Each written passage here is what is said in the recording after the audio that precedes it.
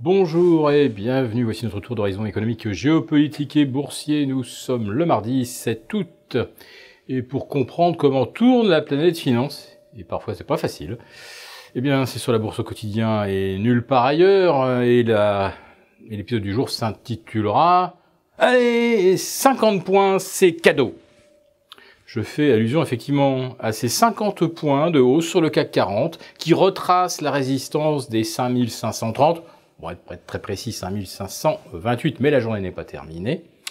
On revient donc sur les sommets du mois de juillet et du début du mois d'août, et absolument, alors sans aucune explication, sans aucune information, justification. Les taux ont plutôt tendance à se dégrader ce matin, ça se retend un petit peu sur le 10 ans français. Le dollar, alors quand le dollar est fort, ça soutient les places européennes. Aujourd'hui c'est le contraire, le dollar repère 0,35 et pourtant on gagne 0,9% à Paris. Et sur l'Eurostoxx 50 qui refranchit gaillardement les 3500 points.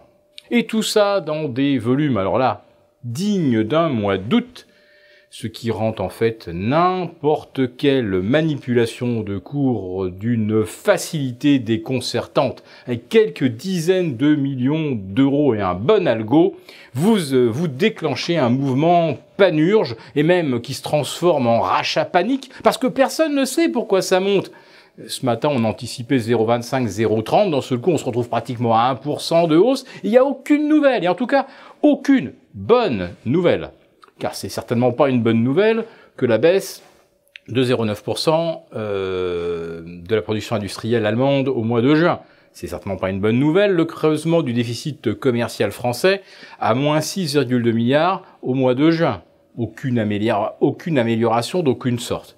Et puis le plus surprenant ce matin, c'était la hausse de la bourse de Tokyo de 0,7% alors que la consommation a replongé de moins 1,2% au mois de juin. Alors on ne comprend plus vraiment ce qui fait monter les indices, et justement c'est ça le secret, c'est que quand on ne comprend pas, on pense qu'il y a un loup, qu'il y a un initié qui sait quelque chose, alors même si on ne sait pas pourquoi ça monte, eh bien on paye, et puis eh bien quand on a fini de payer, on s'aperçoit qu'en fait on était plutôt vendeur, et on se retrouve dernier acheteur, et puis demain les indices reperdront ce qu'ils ont gagné aujourd'hui, et quelques petits malins auront engrangé quelques dizaines de petits millions d'euros qui font du bien dans un contexte où les marchés auraient dû strictement ne rien faire. Alors je parlais du dollar qui se replie un petit peu. Il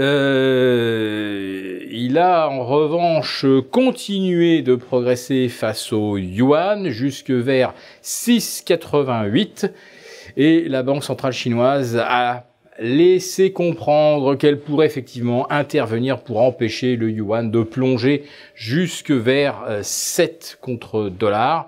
Mais comme je l'expliquais hier, c'est compliqué parce que pour soutenir le yuan, il faut vendre du dollar, ce qui signifie vendre des T-bonds américains et donc provoquer une hausse de taux qui à terme fera encore plus monter le dollar. C'est un véritable cercle vicieux et franchement, ça risque d'être le feuilleton de l'été parce que posé comme ça, on ne voit pas très bien comment la Chine peut s'en sortir.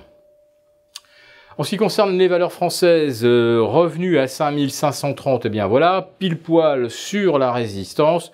Ne vous étonnez pas si dans l'après-midi, le CAC 40 retombe sous les 5500. Ça a été prévu comme ça.